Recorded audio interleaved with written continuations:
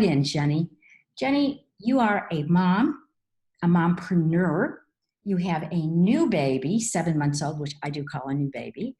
And you were even pregnant when you were starting your business. Pick out an obstacle that you have overcome. Gosh, definitely starting a business while pregnant was an obstacle. It was tough. I had a really hard pregnancy. But I am the type of person that I'm not risk averse. I'm a little bit impulsive. I love challenges, and change does not scare me. So oftentimes, like, having all of these things thrown at me at once, that's where I perform best. I would say being pregnant, birthing a physical human baby boy while also birthing my business is, I would say being pregnant, birthing a physical human baby boy while also birthing my business is one of, if not the biggest obstacle I've ever faced. What do you think got you through that? I think not being afraid to turn to people who I'd refer to as being smarter than me. My husband is super supportive. And so I turned to him really for emotional support. But as far as building the business and dealing with, the startup stuff that comes with having a startup, hiring and not always hiring well, dealing with upset clients, dealing with billing issues. I was not afraid to even turn to what others would call competitors. So I wasn't afraid to be vulnerable and to pick up the phone and call my old boss and say, what do you think about this? Would you mind sharing advice with me? Or calling other agency owners that I know and respect and asking them, what they would do in that situation. I'm a verbal thinker and doer. In order to feel good about my plans, I have to really talk through how I'm feeling. I brainstorm out loud. And so turning to other people and not being afraid to show all my cards, I think was really helpful in hitting the ground running. And likewise, there were days when I was super sick and was in bed all day or the bathroom all day.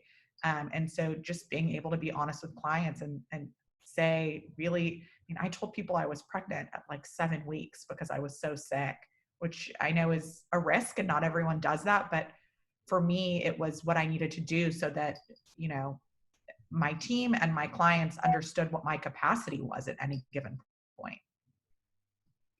You brought up a really good point, because a lot of the women that I deal with also have to give themselves permission to receive. And that to me is a sign of courageousness, a sign of you love yourself so much that you're willing to say, I don't have the answers, and it's okay. Mm-hmm. And I think sometimes that blocks women from getting the support. Like you were, that is just, it, I hate to say it, our time is kind of flipped by here. Is there anything else that you'd like to share? Because you have so much, and oh, thank you. Touch so many different areas, and you're also very involved in some very well-known charitable organizations, as you are. I'm curious about this. How do you balance that out? I mean, you're on the board of directors of a major charity. That's a big deal. Not well. I used to strive for what we all believed was work-life balance. And I think the more and more that I turn to other smart folks in the world and read, I'm constantly reading, I'm realizing that work-life balance is a total joke. It doesn't exist. Instead, it's work-life integration. And so that's how I try to do it. I definitely think having a baby has made me scale back and realize, okay, these are my 2 or 3 organizations that I really care about and that I can really dedicate time, energy, or money to. Because before, I was just a yes person, and then would overcommit and underperform. And so, yeah, I mean, I think it's when you're passionate about something, you want to make the time for it. I'm an idea person. I love being able to share my ideas with folks. And, I'm also not afraid to ask. So I end up oftentimes being on like development committees. Because if I believe in an organization and its mission and its values, then for me, at least, it's easy to turn to my network and say like, please support them. They're doing such great work. And one of the things that I'm hearing from you also is the importance of having something in your life. You have a lot of things, but things that your heart can, really speaks to your heart as well. And knowing that Right. balance. I know having something in your life, you have a lot of things, really speaks to your heart as well. And knowing that Right. balance. I know a lot of women I deal with balance along other things, and sometimes do not also allow themselves to enjoy. Yes, it's work, volunteering, and of course, especially at the level you're at, tons of work. At the same time, there is a fulfillment, I would imagine. That's absolutely right. So What is your favorite quote?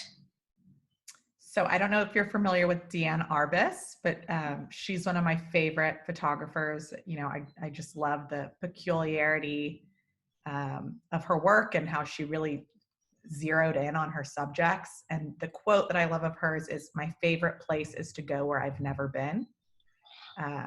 And I just, I feel like that really covers my philosophy in life. I love exploring new people, new things, new concepts. I'm not afraid of the unknown. It excites me. And that is so wonderful, because so many women I deal with are so scared of the unknown. We use things Mhm. like our age or because we're this and that. It's just a number.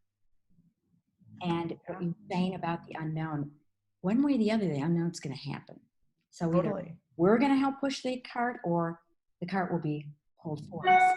And what inner strength it must take, and self-love, that you say that you like to go wherever it is an adventure. Life can be an adventure rather Yeah, than an ordeal. absolutely. Absolutely. Thank you so very much. Thank you. This has been so lovely.